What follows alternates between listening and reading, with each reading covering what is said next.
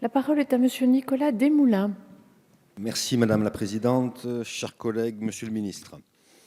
La filière nucléaire française est reconnue dans le monde entier pour son expertise. La question de la sortie du nucléaire pose nécessairement celle du démantèlement des réacteurs nucléaires.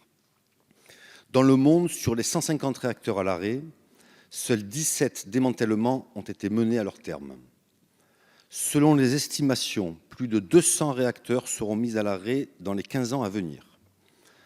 En effet, parmi les 448 réacteurs de production d'électricité en exploitation dans le monde, à la fin 2017, plus de 65% d'entre eux fonctionnent depuis plus de 30 ans, selon l'Agence internationale de l'énergie atomique. Ces chiffres augurent des perspectives intéressantes sur le marché du démantèlement, notamment pour la filière française. 9 réacteurs de première génération sont actuellement en cours de démantèlement en France, ce qui permet à nos entreprises de développer leur expertise et leur savoir-faire. La fermeture annoncée de la centrale de Fessenheim va être une nouvelle occasion de démontrer l'excellence française en la matière. Monsieur le ministre, étant donné qu'il y a plus de réacteurs nucléaires à démanteler qu'à construire et que cette tendance va probablement se renforcer dans les années à venir, le démantèlement ne pourrait-il pas devenir la nouvelle orientation stratégique de notre filière nucléaire? Et quelles pourraient être les perspectives de ce marché en termes d'emploi et de développement de notre filière à l'export? Je vous remercie. Merci, Monsieur le député. Monsieur le ministre. Merci Madame la Présidente. Monsieur le député Desmoulins. Oui, vous l'avez évoqué, le développement d'une filière de démantèlement, effectivement, qu'on le veuille ou pas, constitue une perspective stratégique pour l'industrie française compte tenu de son expertise dans ce domaine. Nos 3 grands leaders disposent d'atouts considérables dans le domaine. EDF dispose d'une expérience industrielle forte avec le démantèlement de 6 grands réacteurs de première génération et de technologies très variées. Expérience qui sera nécessairement amenée, évidemment, au fil du temps, à s'enrichir dans les années qui viennent avec les démantèlements en série des réacteurs de 2e génération.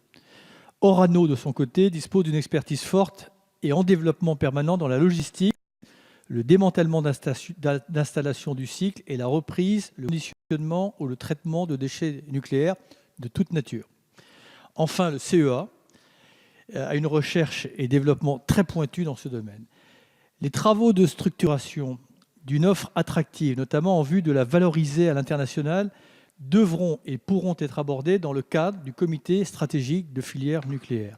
D'ores et déjà, des partenariats internationaux se montent dans le domaine, notamment avec le Royaume-Uni, avec lequel nous partageons régulièrement des enjeux similaires et disposons de compétences qui sont très complémentaires.